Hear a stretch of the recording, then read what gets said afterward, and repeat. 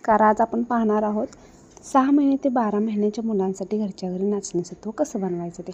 तर त्याच्यासाठी मी घेतलेलं आहे एक अर्ध शिरलेलं सफरचंद, त्याची साल काढून छोटे छोटे तुकडे करून घेतलेले आहेत. ते आपण थोड्याशा पाण्यामध्ये शिजवून घेणार आहे. शिजवून घेतल्यानंतर ना ते सोपटं पडतं, मुलांना खाण्यासाठी छान राहतं. मग त्याची आपण प्युरी करून पण देऊ शकतो, पण मी आज तुम्हाला ते नाचणीसत्वामध्ये मिक्स करून द्यायचं कसं ते सांगणार आहे. एकदम साधी सोपी रेसिपी आहे. 5 मिनटं आपण हे ॲपलचे तुकडे मस्त शिजवून घेऊया. तोपर्यंत बघा आमच्या दादूच्या इकडे कशा चाललेत गप्पा.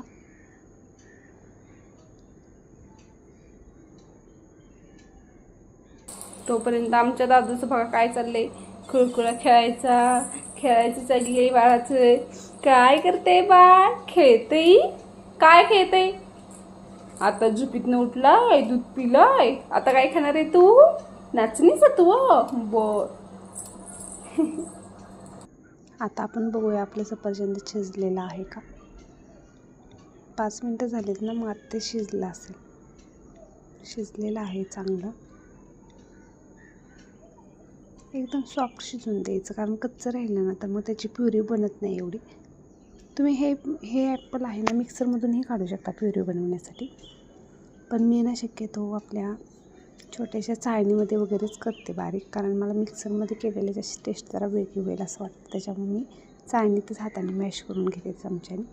तर आता आपलं ॲपल शिजून तयार आहे. आपण तोपर्यंत मग आता हे गाळून घेतलेलं आहे, आणि जे पाणी का नाही त्या पाण्यामध्येच आपण नाचणीसत्व शिजवून घ्यायचं आहे, म्हणजे नाचणी आपली गोड बनते. नाचणी अशीही ऑलरेडी गोडच असते, पण ॲपलचं पण त्याच्यामध्ये घटक मिक्स व्हायला हवेत ना, म्हणून मग त्या पाण्यामध्येच मी शिजवून घेतली. मग त्यासाठी डायरेक्ट नाचणी पावडर आहे ना आपण घरी बनवली, ते डायरेक्ट त्या पाण्यामध्ये टाकायचं नाही, कारण डायरेक्ट टाकलं ना तर ते मिक्स होत नाही. मग त्याच्यात पूर्ण अशा विटुळ्या वगैरे बनतात आणि मग ते मुलांना पिता येत नाही. मग त्याच्यासाठी एकदम स्मूथ पेस्ट बनवायचं असेल ना तर असं थोडं पाणी घ्यायचं आहे वाटीत. मग त्याच्यात ते पीठ मिक्स करून घ्यायचं आहे पूर्णपणे, आणि मग ते पाणी त्या मगाशी ठेवलेल्या पाण्यामध्ये मिक्स करायचं आहे. आता आपण ह्या पाण्यामध्ये मिक्स करून घेऊया पाणी, आणि मधून सारखं हलवत राहायचं आहे, जेणेकरून त्याच्यात विटुळ्या वगैरे होऊ नयेत. एकदम स्मूथ पेस्ट तयार व्हावं त्याच्यासाठी. मग आपण शिजवून घेऊया मस्त. आणि हे नाचणीसत्व शिजायला 5 मिनटं लागतात आणि खूप छान बनतं.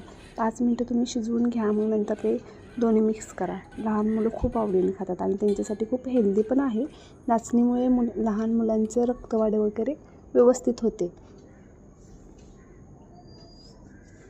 तोपर्यंत आपण ते नाचणीसत्व शिजते, तोपर्यंत आपण जे सफरचंद शिजवलेले ते प्युरी तयार करून घेतलेले आहे.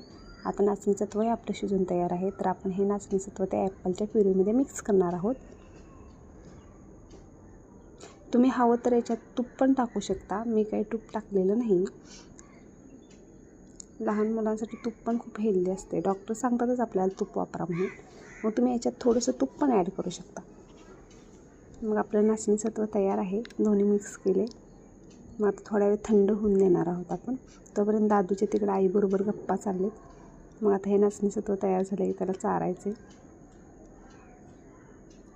चला, आता आपलं नाचणीसत्व एकदम थंड झालेलं आहे. आता आपण घेऊन जाऊया. दादू बघा कसा खातोय. त्याला गोड खूप आवडतं, कारण ही चव एकदम वेगळी असते ना, लहान मुलांना गोड पदार्थ आवडतात, पण हे नॅचरल गोड आहे. बघा,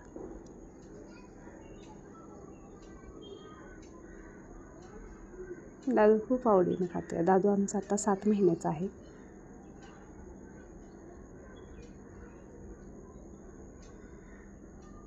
मी दिवसातून एकदा नाचणीसत्व देतेच. कशी वाटली रेसिपी ही कमेंट करून सांगायला विसरू नका. व्हिडिओ आवडला असेल तर लाईक करा, शेअर करा आणि चॅनलला सबस्क्राईब करा. थँक्यू. भेटूया नेक्स्ट व्हिडिओमध्ये. तोपर्यंत बाय बाय.